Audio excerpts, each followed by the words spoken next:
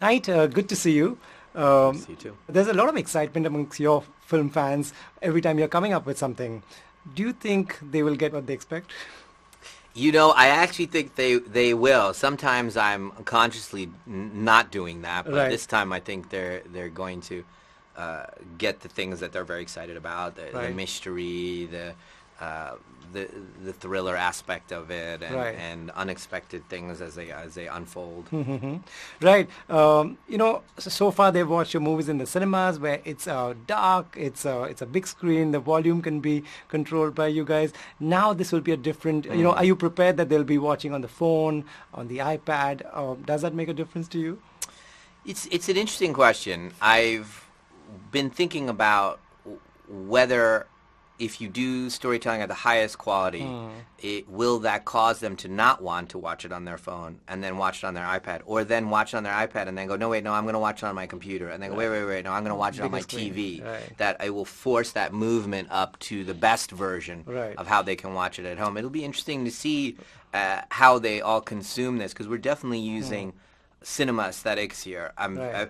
The storytelling instincts are the same. So I'm thinking of it almost like a group of people watching Yeah. this together, Right. and what would make them, excited or react. In the movie theater, when something crazy happens, you'll turn to the other, you'll elbow the person next to you, or Exactly. you'll scream or grab them or that kind of thing. And I think a little bit of that's going to happen with this at Right. home as well. We showed one of the episodes with a bunch of people the first time, the first episode, and there, that scene where he goes to the crib for the first time. Yeah, yeah. People screamed when Wow, that happened, wow. and so it's very much the same instincts are there. So we'll see. Maybe it'll cause a kind of communal experiences in the home. Right. So as filmmakers, are you guys getting used to it that this is the future? Now they'll be watching things on the phone. Are you like come to terms with it? Two separate art Two forms for separate me. art forms. The film art form is a separate one. That's you get in your car, you get a babysitter, you go and you go in the movie theater. You cannot multitask. Okay. There's no chance. You're not supposed to be on your phone. You're not supposed to talk. Exactly. And you have to focus.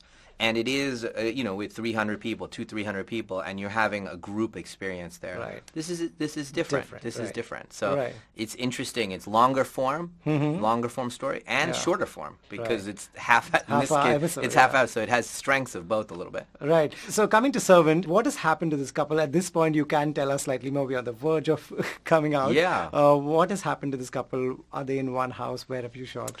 Well, Servant's the story of a couple who have lost their child, Right. and they're doing a therapy where the mom pretends a doll that looks very realistic. It does. That Yeah. it's that her child is alive. So she treats this doll like it's alive. And this is supposed to help with the mourning. But she takes it to such an extent that she hires a nanny to take care of the doll when she decides to go to work.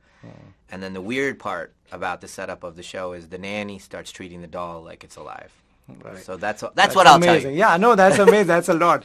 And casting must have been interesting because Leanne, she's amazing. Like she's such a lovely girl. But in this entire series, I couldn't make out whether she's doing something weird. Is she's just so straight faced. Was that casting important for you? Oh yeah, the four characters All were four, right. critical that right person comes through the door. Sure. As you know, I've used a lot of younger people Right, in you my storytelling, because I've enjoyed either working with theater trained actors or young people. I find that those two populations are really interesting for me. The young people are more connected to who they are. So if you find that really kind of offbeat human being who's 10, 12, 13, 14, 15, 16, 17, 18, they're still connected to that in a truthful way. They haven't learned all of the kind of ways we lie or betray each other by pretending, how are you? And like all of that stuff hasn't even come into them They're yet. too raw, yeah. Yeah, they're really raw. And so Yeah. you get the benefit of that on screen where, hey, this is where she's coming from, and I can explain it, and you see this very unique color that comes out. Right. I read at some point you were supposed to direct a Harry Potter movie as well. So. Yeah, that's right. Yeah, so it was wild having Rupert. Actually, Rupert, yeah. I met Rupert on the set of Harry Potter when I went to visit a couple times when we were considering. One was before he was cast, and Wow, and then okay, after he was right. cast, there was talks of me doing one of the other ones. And so I came to the set, I Right. met the kids, and he was a baby at that time, so it was really wild. And yeah, I don't think he remembers me at that time now.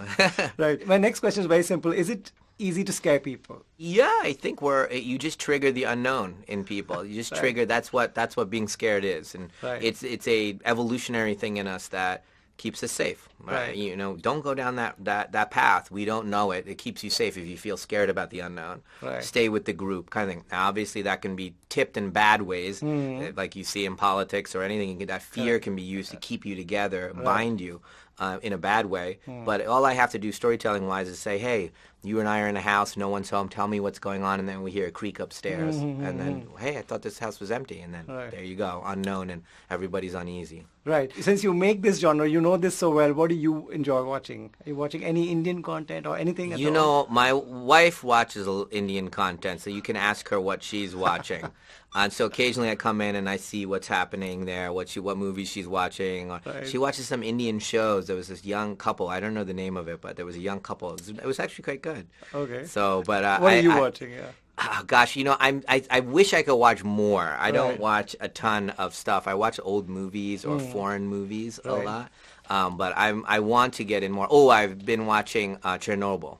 Oh, wow. Okay, Yeah, which I nice. love. Nice. Love. That I'm in the middle of that right Right. now. Anything that scared you in any show, any movie? Well, ever? Chernobyl is terrifying. It's Did that scare absolutely you? yeah, it's amazing. You know the way how it's it's written.